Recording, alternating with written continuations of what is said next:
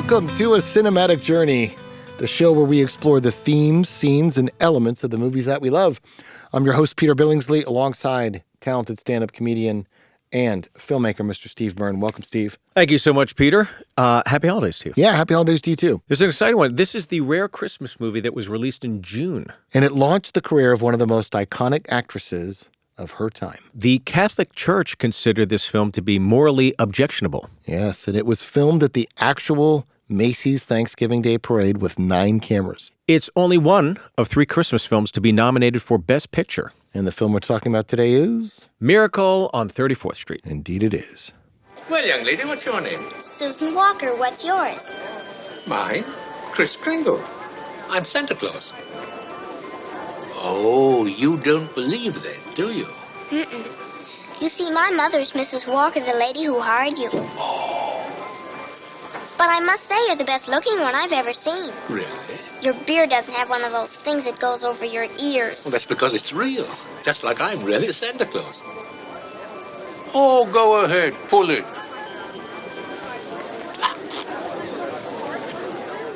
So it is Christmas time in New York City. It's the 1940s, and a man with a white beard, impeccably dressed, named Kris Kringle, is poking around behind the Macys Thanksgiving Day Parade.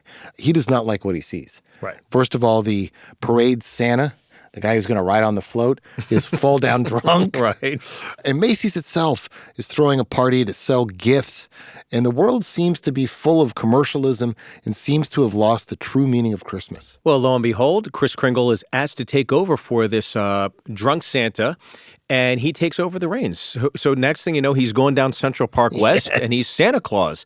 And the reception he gets is so overwhelmingly positive. Macys actually asks him to be the in-store Santa for the holiday shopping season. And this is done by a woman named Doris. And Doris works for Macys. She's a department head. She's efficient. She's professional. And she does not believe in fairy tales. That's right. We also learned that Doris is a divorced single mother to Susan. And Susan is very similar to her mother. Also, like her mom, does not believe in fairy tales, just believes in common sense, and even doesn't believe in Santa Claus. We see here that the apple does not fall very far from the tree. And we also meet Doris's love interest, Fred. He's a successful lawyer. He lives next to Doris. He believes in Santa Claus. He kind of is the yin to the yang of Doris. Now, back at Macys, Kris Kringle has proven to be one of the most popular Santa Claus Macys has ever had before. He looks the part. He's playing the part. He's got lines outside the door Yes. coming to see this guy. And not only is he telling the children, I'm Santa Claus, he's telling everybody, the employees, he really is Santa Claus. So that brings us to the central question, conflict of this film. Let's take a look. You see, Mrs. Walker, this is quite an opportunity for me. For the past 50 years or so, I've been getting more and more worried about Christmas. Seems we're all so busy trying to beat the other fellow in making things go faster and look shinier and cost less that Christmas and I are sort of getting lost in the shuffle. Oh, I don't think so. Christmas is still Christmas. Oh, Christmas isn't just a day. It's a frame of mind. And that's what's been changing. That's why I'm glad I'm here. Maybe I can do something about it. And I'm glad I met you and your daughter. You two are a test case for me. We are? Yes, you're sort of the whole thing in miniature. If I can win you over, there's still hope. If not, then I guess I'm through. But I'm warning you, I don't give up easily. Good night. Good night. Oh, Mr. Kringle. Yeah? The first thing in the morning, would you report to Mr. Sawyer's office? Sawyer? Yes, he'll just give you a little examination. Oh, we do it with all our employees. A mental examination? There you have the central question is Kris Kringle, who claims to be the real Santa Claus, actually who he says he is, or just a crazy old man? And as he said, can he restore this world to the true meaning of Christmas?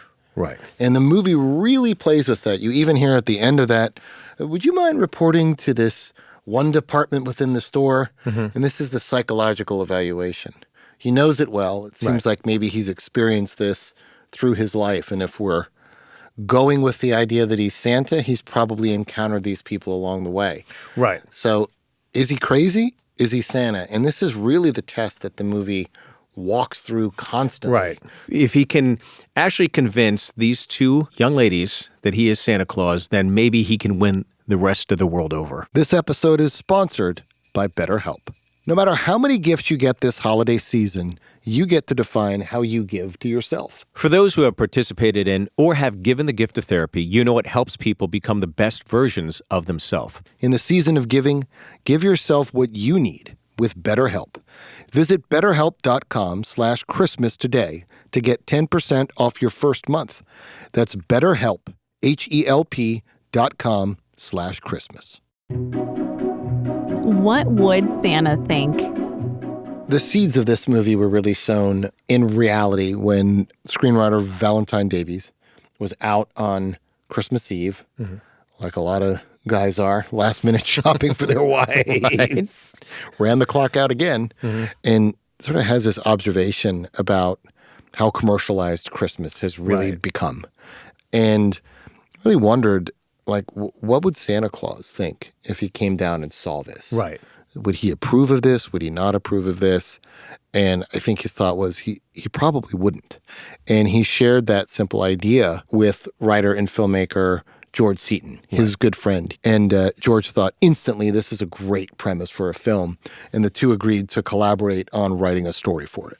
And so the film is optioned by 20th Century Fox, and the president of 20th Century Fox, Darryl Zanuck, does not have a ton of faith in this script, in this story. He didn't want to make it.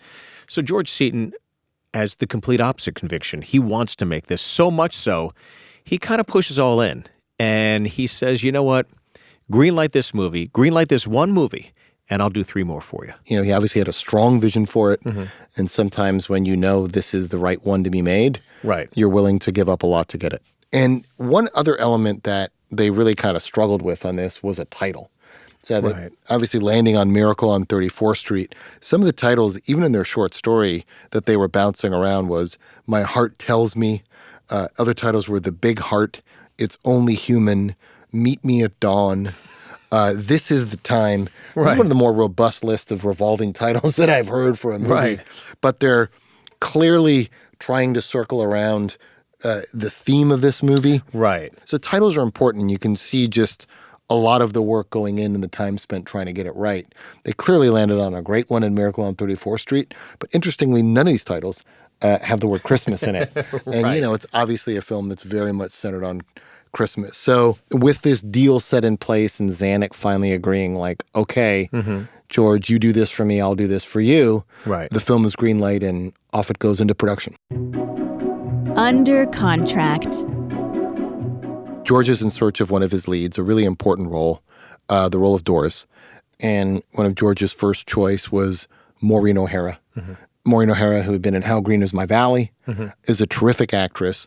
And so the call is made to her, and she had just flown back to Ireland to spend some time with her family. She had gotten off of a movie and, you know, in today's times would have just politely passed on the film. But these are not today's times. This is in the 1940s, and actors were employees of the studio. So much like anyone who has a job and you're an employee of a corporation, you can't just say, hey, man, I can't make the meeting. I can't make the sales trip. I got other plans. I'm cool. Yeah, it's like, no, get your butt back here, and we got a job for you. And by the way, or get fired. This is the 40s. It's not like you're just getting on the next Delta flight. Like, the flights are She not... might be traveling by ship. So, you know, legend has it she was pretty upset. And this system, the studio system, was really set up by the idea that the studios controlled the production, the marketing, the distribution, and the exhibition, the release, the theaters. They owned movie theaters. They could control what movies got out and what movies didn't. It's why today you have Warner Brothers and Sony, and then you have AMC and Lowe's. And that's exactly right. You have different theaters, but back then they owned from soup to nuts. So, you know, it's you see it with athletes, you know, still they can be under contract for a team for a longer period of time. And even those are getting shorter now, and you see a lot more free agents in sports. But back then you were locked in, you were locked. And so all of the actors and really creatives on this movie would be operating under the guise of a Fox contract. The Crying Game. Another one of the wonderful aspects of this film is it launched the career of a very young actress named Natalie Wood. She was 8 years old at the time she's doing this. She's a contract player with Fox. She's working on 3 films at the same time, this being one of them. And her mother is kind of one of the first to have elicited the term stage mom. Apparently her mom was fleeing Serbia at the time. And so she comes over here to the States and basically is kind of determined to make her daughter a star. So she's out and about in Hollywood, places her daughter on the lap of a famous director at the time, and he said, great, she's cute, we'll put her in the next film. And she goes all in and actually moves the family into Hollywood, everybody, and Natalie Wood is kind of the meal ticket for the whole family. Yeah, and just hearing some of those elements of that story and how different things are today, doing 3 movies at the same time would be basically impossible. I mean, the child labor laws now have reduced the amount of hours that a child actor can work on set, and included in those 3 hours of school, an hour for lunch, and some other rest. And that's tiered on based of how old they are. Right. So starting young as infants, I mean, that's why you hear of people using twins a lot. Sure. Because you stagger the call times of the twins. So you start one, then they're cooked in about an hour or 2, and then you can bring in the other one. And it really reduces a lot of the hours. And so even sometimes now, considering doing a movie with a child lead, you have to really think about modifying your schedule. Can we get body doubles to shoot over their shoulders? Can we stage the scene where the kid's over here and you're here?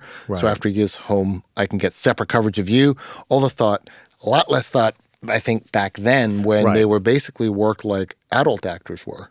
In fact, there was a scene where Natalie was to be a little more dramatic. They needed her to cry, and she would not cry. She couldn't get there, right? Yeah. And so her mother, being the ever-present stage mom she was, took her outside, found a butterfly, tore it in half in front of her. Natalie started sobbing uncontrollably, brought her on set, said, let's roll, and they got it. Crying as a kid is something that can be very natural, but a lot of us used a process. And I had my process, which was generally like, okay, the set would get ready. It would be quiet.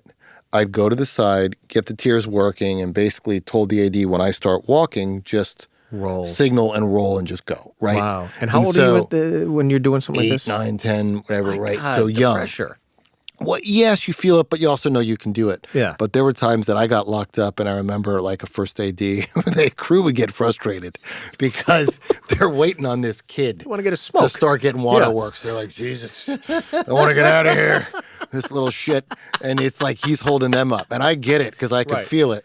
And one time I was definitely holding him up. I couldn't get it going. And the first AD's like, hey, you know, we just went to your house and we killed your dog. And I'm like, look, guy, I was too savvy at that point. I was like, you're not getting me on that. Not my first rodeo here, dude. Butch. Yeah, give me a break. Like, you gotta be more clever than that. So they would try that stuff that was holdovers. That was in the 80s.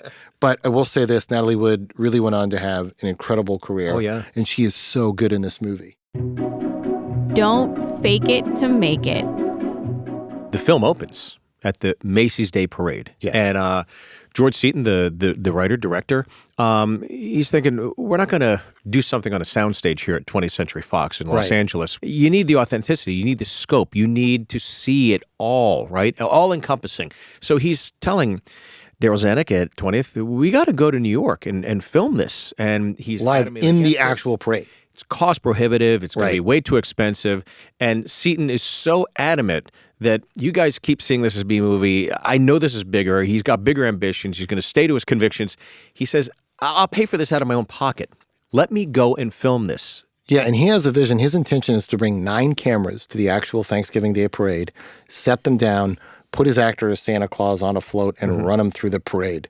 It was risky, and also, plugging into the infrastructure of something like the Macys Day Parade that's a massive machine. Right. It moves. It takes months of planning. I was in the Macys Day Parade as a kid. Yes. And, I had a little float. I had a little turtle float. Your own. And then I'm singing. I'm not a singer. So they have me pre-record in the sound booth. 2-3 I like how you weeks. would establish you're not a singer. Yes. 2-3 weeks earlier. And all I keep hearing is sort of, hey, you can't mess this up. Right. You're going to cross this line. This line starts. The music, you'll hear it, lip sync. Don't restart. Sort of, you realize how big a machine this is. Right. How well oiled this is. It's like you hear of the Super Bowl halftime show. It's like, don't mess it up. Like you're plugging into something. So to plug into this would be a monumental effort. I'll show you a little clip we can take a look at from me in the Thanksgiving Day Parade. Yes, please. Young Peter Billingsley. He's the 12-year-old co-host of NBC's Real People. He's been a professional since the age of 3.5. As a collector of turtles, he was delighted when he heard he was going to have the chance to ride the rocking turtle today. Of course, instead of just riding animals, wouldn't it be kind of fun if you could talk to them?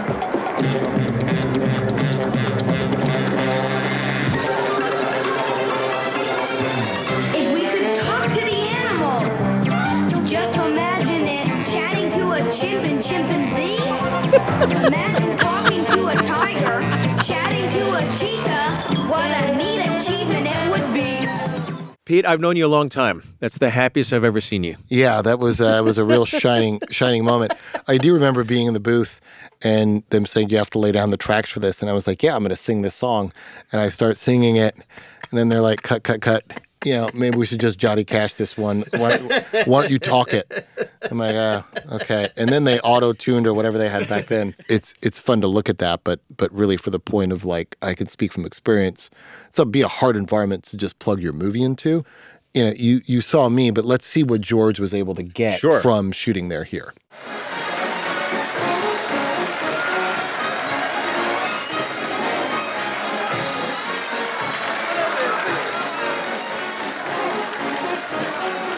You look at that, and there are people everywhere right here in the 40s. This was a huge deal. Even if you try to do it digitally, you can't recreate the excitement. that You see people performance, waving and the excitement. Yeah. This is done sometimes. I think filmmakers are right to do it. Right. Vince did it on Rudy, right? Vince's character was to run out. They did it at halftime at a Notre Dame game. Right. We went to a real baseball game in the breakup and shot and put Vince and John in the grandstands. It's like when you can get that scope and show it in a couple shots, then you can go ahead and come in for some tights and get some other coverage that you need to. But it's really impossible to replicate the feeling that the actors get when they're in the environment. And it's a very, very real thing. So it just becomes a very satisfying sequence that George was right to push in and do it. And I'm sure the studio was grateful. Kringle Unplugged. So in these Christmas movies, the filmmakers get to build their mythology of the world and of Santa Claus.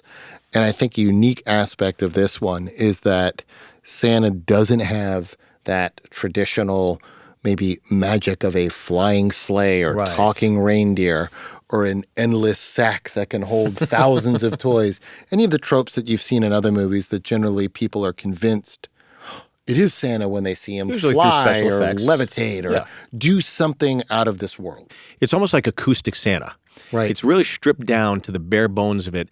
And he's eliciting the message, right? Just being kind. He's being good. He's The being true a decent meaning of person. Christmas. What is the true meaning of Christmas? Being kind to others, right? So he is exemplifying it every second, no matter what's happening to him, no matter what you throw at him. And there's a couple scenes where this is really personified. And I think these are the scenes where Santa shows his superpower to the world. Right. But it's not necessarily how you might think that superpower is shown. So let's take a look at this scene. Well, young lady, and what's your name? I'm sorry she doesn't speak English. She's Dutch. She just came over. She's been living in an orphan's home in Rotterdam ever since. Well, we've adopted her. I told her you wouldn't be able to speak to her, but when she saw you in the parade yesterday, she said you were Santa Claus, as she calls you, and you could talk to her. Well, I didn't know what to do. Hallo, ik ben blij dat je gekomen bent. Oh, u bent Sinterklaas. Ja, zeker. Ik wist het wel. Ik was zeker dat u het zou begrijpen. Natuurlijk. Zeg maar wat je zou willen hebben van Sinterklaas. Niks. Ik heb van alles. Ik wil alleen maar bij deze lieve dame zijn. Wil je wat voor mij zingen?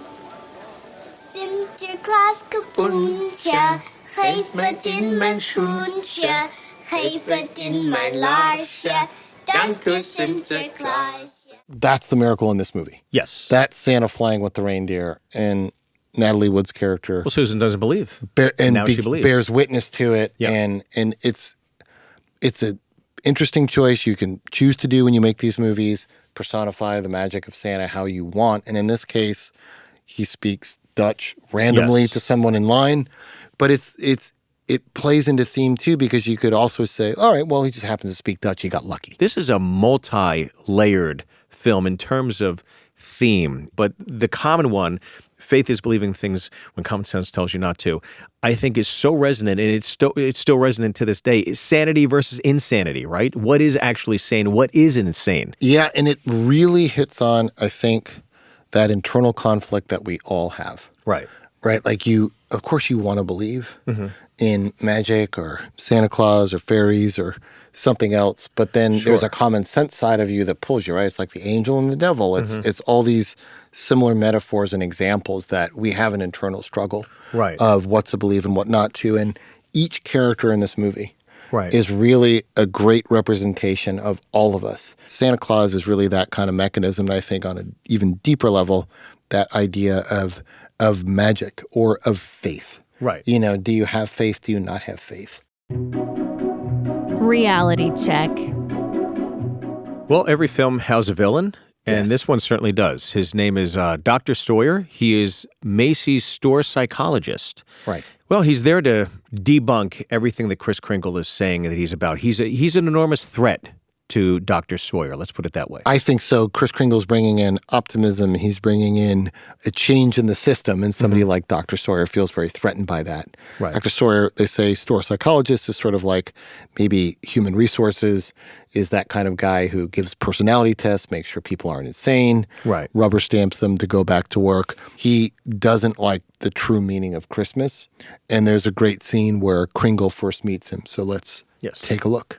Sorry. He's happily married for 26 years, and then Kris Kringle's out the door. I told you not to bother me at work. I mean, he's miserable. I think even just that idea, analysis is paralysis, like a guy who lives completely in his head and is consumed by headiness is sort of vacant of heart or soul. And all in that scene, he's just trying to trip up Kris Kringle, and Kris is saying, do you bite your nails? Oh, nervous habits come from this. He's still trying to be Santa to him. And it really sets off this kind of mano a mano villain versus Santa as a true non-believer challenging Kris Kringle, who says he is Santa Claus. And ultimately, Dr. Sawyer is the one who gets him committed to the insane asylum by lying and saying that he doesn't feel that he's fit for work. Pete, it's the holidays. Yes. What do you think about? You think about food. You and I, we're dudes. We love food. Oh, yes. We love cooking. We love cooking for and with our families. Yes. And we're going to be doing a lot of cooking on our Traeger this holiday season. Yes. In fact, we're going to fire it up, and we're going to do a turkey on the Traeger, and we're going to smoke a pie for dessert. Done. So many great products. They have rubs, they have sauces. At Traeger.com, you can get all of your cooking needs right there in one stop. And I've been using the Wi-Fi connectivity, which means that I can monitor the temperature, the duration of the cook right on the Traeger app on my phone. Right. I don't even have to be at home. So for something like the size of a turkey, I get it on, I get the probes in it, and I just start to watch this thing as it cooks. I don't have to keep opening the lid, doing the push test, second guessing, hoping that it's done. I know exactly to the number what the internal temperature is, and I basically just wait until it's done. They have the pellets. They have different flavored pellets. They have different sauces and rubs and everything. It's all encompassing. So whether you're just starting out or you're a seasoned veteran, Traeger has the right grill for you. These grills are available in all different types at Traeger.com, and they have a sale going on right now. They don't do a lot of sales. It's $300 off select grills. Go to Traeger.com, check it out. She's the boss. There's a lot of elements in this movie that are ahead of their time in some ways and weren't commonly used in films made in the 1940s. Right. In particular, Doris is a single divorced mother. And divorce at the time, while existing in society, was something that shows did not want to deal with. Movies did not want to have as a quality in a lead character. So much so that the Catholic Church morally objected publicly to this movie. Right. And this is a very sweet Christmas movie. Of course, yeah. With nice elements, but it was just a taboo subject back then. And so I think for them to kind of tackle it, I mean, you heard the stories probably about the Brady Bunch. Why were they widows? And that's 30 years later. Right. They were widows because divorce was still a taboo subject to give as a trait of your protagonists. Right. Right. You didn't kind of label them as that. It existed, but we don't talk about that in TV and movies. We pretend it doesn't exist. So to do that was sort of a bold choice. But to strengthen the dynamic of Doris's character, she's not only divorced, she's, a single mother, but she's also an upper tier executive for Macys. She's overseeing the entire parade, which, as we've alluded to, it's logistically a huge responsibility. And I don't think that would have been the norm in the 40s, for sure.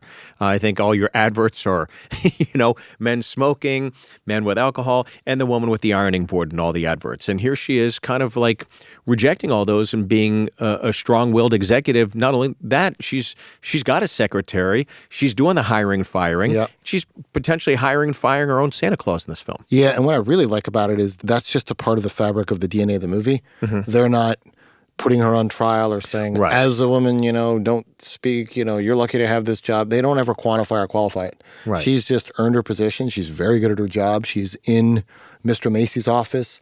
She's moving through. She's doing what she needs to do, making choices and just operating as any high-level executive would. Risk, reward. This movie takes place in one of the most significant department stores in New York City, Macys. Yes. Right? They host the Macys Day I believe Parade. at the time it was the world's largest department store. I think, yes. And Macys had a large competitor named Gimbals. I remember going to Gimbals as a kid. You probably remember it as well. It was another big department store. Sure. And these were really the two epicenters of gift buying, in-store Santas. And they're not only stores in the movie, but as the movie goes on, the executives are personified in Macys and Gimbals. The president, Mr. Macys, Mr. Gimbal, have actors playing them in roles.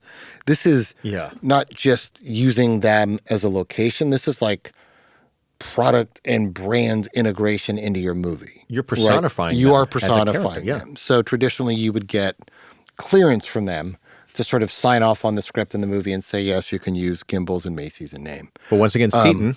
Right. Seaton elected to do something that is really risky. Yes. He said, I don't know, on the script, maybe his antenna was going off and said, I don't know if they're going to sign off on this just in script form. Right. But I know if I show them the movie that I intend to make, they'll like how I'm going to personify them. Right. They'll like it. Because a lot of this still treads on commercialism, and Macys and Gimbals are still trying to sell. And you could easily say, now this is like what you go through.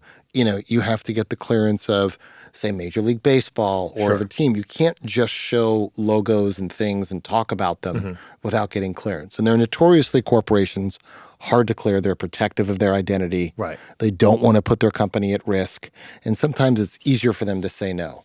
But at the same token, this was probably a big opportunity to be in a big film. So they take this huge chance and they've made a decision. They're just going to ride or die with the movie no matter what. And they're going to screen it for Gimbals and for Macys. They do. And the studio's got to be waiting with bated breath. How did it go? Yeah. Yeah. And fortunately, it goes really well. Both the Macys family and the Gimbals family liked the movie and liked, most importantly, the portrayal of themselves in it. Sure. And of their stores and of their employees and of Mr. Macys and Mr. Gimbal themselves. Right. So they sign off and lend it. But it's kind of a cool anecdote to that, and it's a really big risk, and one maybe in an independent movie you can convince someone, but on a studio movie, there's no way they would let you roll the dice. But Seaton is a risk taker and, definitely doesn't mind taking chances on the movie. Summertime Santa. So another interesting aspect of this film is how they marketed it. Right. Obviously we all see trailers and there's marketing materials and they generally have the elements of the movie and we go, oh yeah, that's a nice Christmas movie. I'm excited to see that. It looks really good. But it's one of those movies that appeals to men, appeals to women, appeals to kids, appeals to adults, has heart, has comedy. And so sometimes it's like, what do you do with that? It's a little bit of everything. It's a little bit of everything, which is great, but can be scary from a marketing perspective. Sure. You know, that creates a lot of debate. Do we lean into women? Do we lean into men? Do we lean into kids? Do we lean into families? And they did something really interesting with the trailers.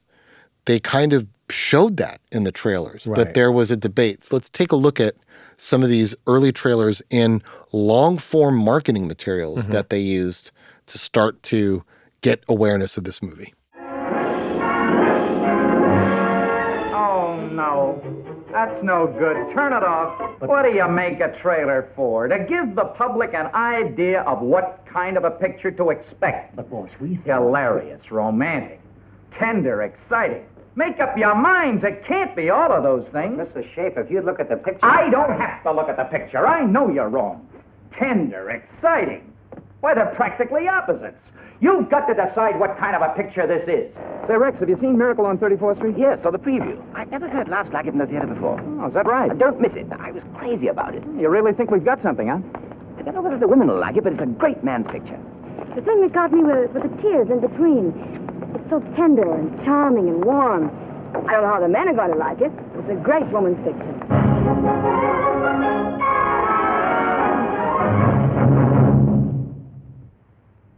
That is the greatest picture I have ever made. And I've got the angle on the trailer. Boys, we've got to get across to the public that that picture has everything. Why, it's hilarious. It's romantic. It's tender. It's charming. It's delightful. It's exciting. And it's groovy. Yes, Mr. Schaefer. That does it, boss. Mr. Schaefer, you've got a great idea. Naturally. I've never seen a trailer like that, obviously. It's fun to watch trailers from like yesteryear and how they were pitched, whatever, but I've never seen one where it's the marketing about the marketing of a film. And to do this almost like, let's look into the sausage factory and see how the marketing is made trailer. I guess to I'll show trust there's this him. debate on set. And there's multiple versions of this that they released.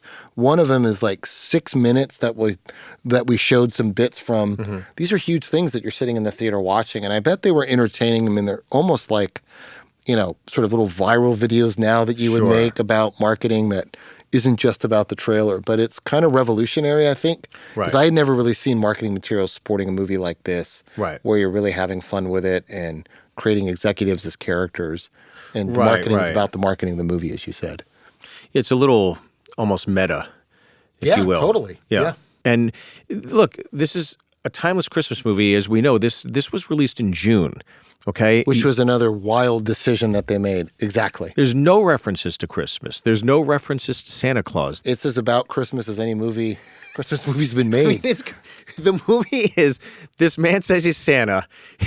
Is he really Santa or is he not Santa Claus? It's the entire movie. You don't get a whiff of that in that trailer. There's not a reference to Christmas, to Santa. You don't even see Santa. You don't see any of it. So it's like, all right, here's my pitch.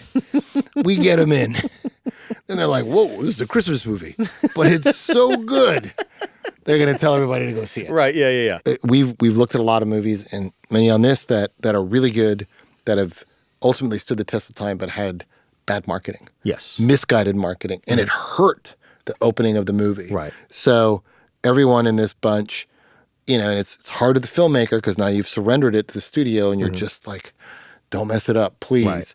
So they start to prepare these really bold decisions to show the world that they're debating how to market this movie. And it's just, it seems really interesting, fresh, unique, and just not anything I'd ever seen coming out of the 40s. No, not at all. Nor since. Yeah. If you're running a small business, especially around the holidays, you know things can get very stressful. New customers and new heights means new problems every single day. And as your business grows and your company expands, the simple tasks you used to do in a day are now taking weeks to complete. Well, this is you. You should know these three numbers: 36,000, 25, 1. 36,000, that's the number of businesses which have upgraded to NetSuite by Oracle. NetSuite is the #1 cloud financial system, streamlining accounting, financial management, inventory, HR, and more. 25. NetSuite turns 25 this year. That's 25 years of helping businesses do more with less. Close their books in days, not weeks, and drive down costs. 1, because your business is one of a kind. So you get a customized solution for all your key performance indicators in one efficient system with one source of truth. Manage risk, get reliable forecasts, and improve margins. Everything you need, all in one place with NetSuite. Right now, download NetSuite's popular KPI checklist designed to give you consistently excellent performance. Absolutely free at netsuite.com/Christmas. That's netsuite.com/Christmas to get your own KPI checklist. netsuite.com/Christmas. Who's the crazy one? So Santa Claus has lost faith. Yeah. And he's actually failed his personality test that Dr. Sawyer had put him up to. And then there's going to be a trial in a court of law to determine his sanity, and is this guy really Santa Claus or not, or is he an insane man? And so the film uses the court system as the court of public opinion as they place him in there. Right. And this really means that Christmas is now potentially going to be deemed insane. He's the metaphor for the holiday. So with him in this very low place, it takes us into the all is lost of this movie. Let's take a look. It's so great because Santa is really human in this movie, and even he loses a little faith for a minute. Mm-hmm. And Santa himself needs a pep talk. How could he not, by the way, after like everything he's been through, and he's been nothing but first class the whole ride. That's like, right. Jeez, oh man. He starts at a super low and in a very efficient, meaningful way. He's U-turned. We believe the U-turn. We see it on screen, and he's heading back to go fight for his life and fight for Christmas. Special delivery. Santa is truly on trial, and it's the trial of the century. Mm-hmm. Is he or is he not? And we're building to this point where a verdict has to be reached here. Right. The adults are conflicted. Nobody who's involved in this case at this point wants to be involved. Who wants to say no to Santa? By the same token, who wants it on their record that they kind of said yes to Santa? Right. Because you're a grown-up now. So they're in this sort of perfect pickle, everybody, where they don't know what to do. They wish they had never become involved in this. They're filled with regrets. And along the way, Susan writes Chris a letter and says, I believe. And Doris writes on top of that, I do too. Mm-hmm. So he got one thing that he wanted, which was to change their hearts, make them believers. But as he said in that first scene, if I can get you to believe, maybe I can get everyone to believe. Yes. But only the verdict of this trial is going to decide that. It's a seemingly weak case. It is, Yes. and it leads us into the end of conflict of this film. I have here 3 letters. They're addressed simply Santa Claus. No other address whatsoever. Yet these letters have just now been delivered to Mr. Kringle by bona fide employees of the post office. I offer them as positive proof that a competent... 3 letters, Your Honor, are hardly positive proof. I understand the post office receives thousands of these letters every year. I have further exhibits, Your Honor, but I hesitate to produce them. Oh, I'm sure we'll be very happy to see them. Yes. Produce them, Mr. Gailey. Put them here on my desk. But, Your Honor... Put them here on the desk.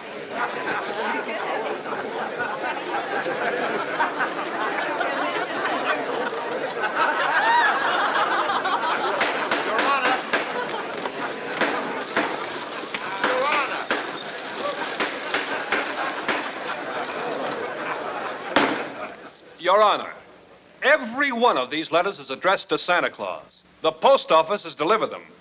Therefore, the Post Office Department, a branch of the federal government, recognizes this man, Kris Kringle, to be the one and only Santa Claus. Since the United States government declares this man to be Santa Claus, this court will not dispute it. Case dismissed.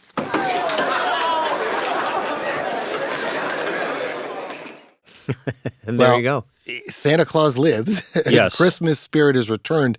You can see that judge. He's almost relieved. Mm-hmm. The perfect kind of technicality, because who wants to destroy Christmas? Because they were all getting it behind the scenes from That's family, right. from kids. Absolutely. Yeah. It's the letters of children that Yes. ultimately free him, and letters that have gone on since the dawn of time, that have Yes. been written since the mail even existed Mhm. to Santa Claus. And you can see everyone is so happy with the outcome, and everyone kind of gets to save their reputation Right. as well by not going too far on the record. But it's a really satisfying ending It's a great ending. I mean, he literally stated it in Doris's office. If I can get you guys, maybe I can get everybody else. And it's so fitting that it's their letter that is there at the post office amongst an abundance of everybody else's that all believe in Santa Claus. Yeah, that's the evidence. Chain reaction, exactly right.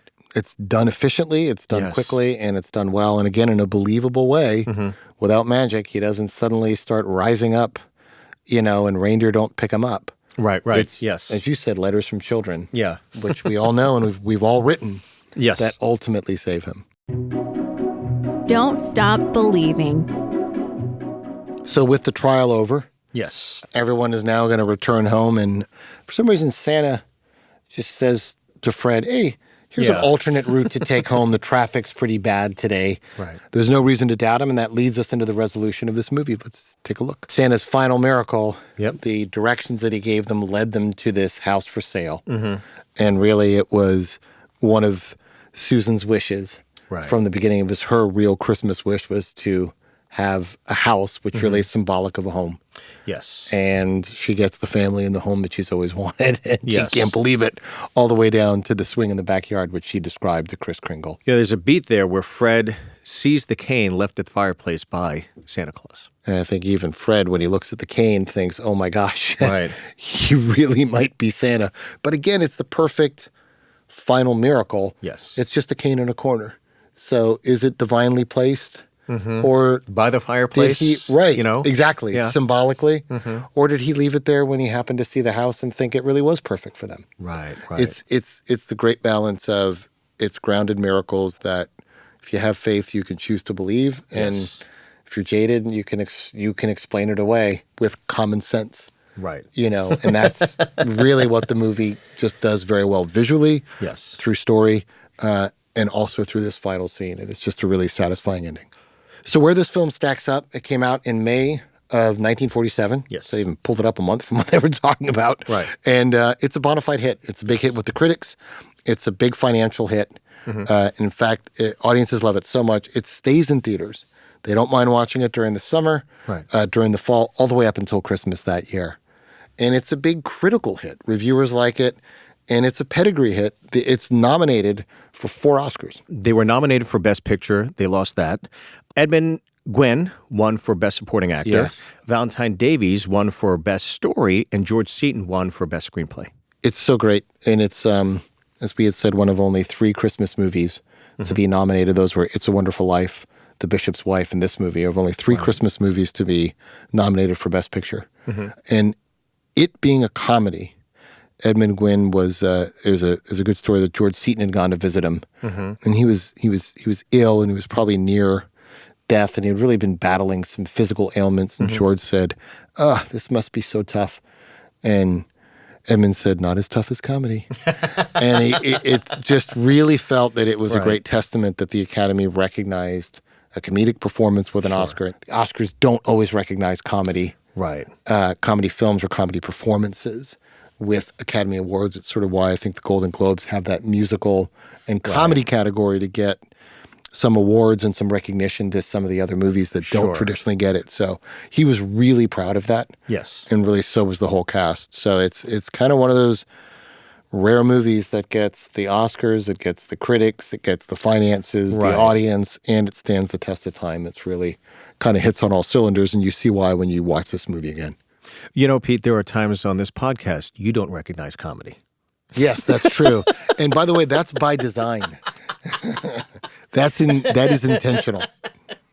So, enjoyed breaking it down with you. Buddy, as always, this was a true treat. Well, Merry Christmas to you. Merry Christmas to all.